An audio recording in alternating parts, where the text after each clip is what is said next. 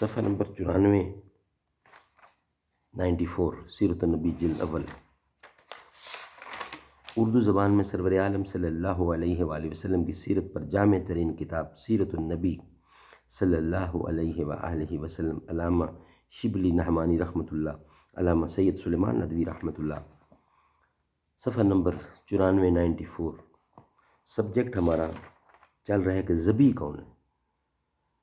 حضرت ابراہیم علیہ السلام نے کس کو ذبح کیا، وہ ہے ذبح کون ہے۔ اب اصل مسئلہ پر غور کرو، لیکن پہلے یہ بتا دینا ضروری ہے کہ حضرت ابراہیم کی شریعت میں قربانی کرنا اور خدا پر نظر چڑھانا ایک بات تھی، یعنی دونوں کے لیے ایک ہی لفظ استعمال کرتے تھے۔ اگر یہ کہا جائے کہ بچہ کو فلاں معبد میں قربانی چڑھا دو تو اس کے یہ معنی تھے کہ وہ اس معبد کی خدمت اور مجاورت کے لیے گھر سے الگ کر دیا جائے، لیکن یہ لفظ جب جانوروں کے لیے استعمال کیا جاتا تھا تو حقیقی قربانی کے معنی مراد ہوتے تھے۔ تورات میں خدا کی زبان سے مذکور ہے، کیونکہ بنی اسرائیل میں آدمی اور جانور کا ہر پہلوٹا بچہ میرے لیے ہے۔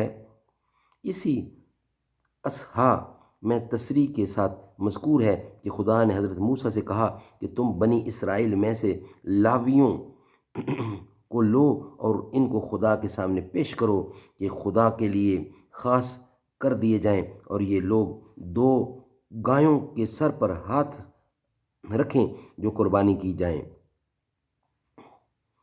حضرت ابراہیم علیہ السلام کو خواب میں بیٹے کی قربانی کا جو حکم ہوا تھا، اس سے بھی یہی مراد تھی کہ بیٹے کو معبد کی خدمت کے لیے نظر چڑھا دیں۔ حضرت ابراہیم نے پہلے اس خواب کو عینی اور حقیقی سمجھا اور اس لیے بعینہ اس کی تکمیل کرنا چاہی، لیکن بعد میں ظاہر ہوا کہ وہ تمثیلی خواب تھا۔ اس بنا پر حضرت ابراہیم علیہ السلام نے بیٹے کو خانہ خدا کی خدمت کے لیے خاص کر دیا اور جو شرطیں قربانی کی تھیں قائم رکھیں۔ بیان مذکورہ بالا کے ذہن نشین کرنے کے بعد دلائل ذیل پیش نظر رکھنے چاہئیں۔ نمبر 1، حضرت اسحاق کی ولادت حضرت اسماعیل کے بعد ہے۔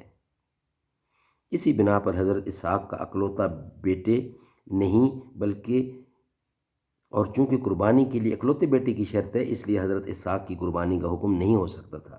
نمبر 2، حضرت اسحاق کو حضرت ابراہیم نے اپنا تمام ترکہ دیا، بخلاف اس کے حضرت اسماعیل اور ان کی والدہ کو صرف پانی کی ایک مشق دے کر رخصت کیا۔ یہ اس بات کا قطعی قرینہ ہے کہ حضرت ابراہیم نے حضرت اسحاق کو قربانی یعنی مبد پر نظر نہیں چڑھایا تھا۔ نمبر 3، حضرت اسماعیل کے خاندان میں مدت تک یہ رسم قائم رہی کہ لوگ سر کے بال نہیں منڈاتے تھے۔ حج میں احرام کے زمانہ تک جو بال نہیں منڈاتے تھے، یہ اسی سنت اسماعیلی کی یادگار ہے۔ جو الفاظ قربانی اور نظر چڑھانے کے لیے ملت ابراہیمی میں استعمال کیے جاتے تھے، وہ حضرت ابراہیم نے حضرت اسماعیل کے لیے استعمال کیے، نہ کہ حضرت اسحاق کے لیے۔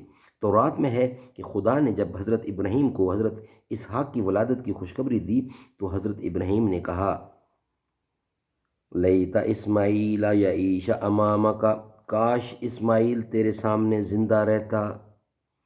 تورات میں جہاں جہاں یہ لفظ استعمال ہوا ہے، سامنے زندہ رہنا انہی مہینوں میں ہوا۔ انشاءاللہ اس کا بقیہ حصہ نیکسٹ ویلاگ میں بیان کیا جائے گا۔ قدم قدم پر برکتیں، نفس نفس پر رحمتیں، جہاں جہاں سے وہ شفیع آسیاں گزر گیا، جہاں نظر نہیں پڑی وہاں ہے رات آج تک، وہیں سحر ہوئی،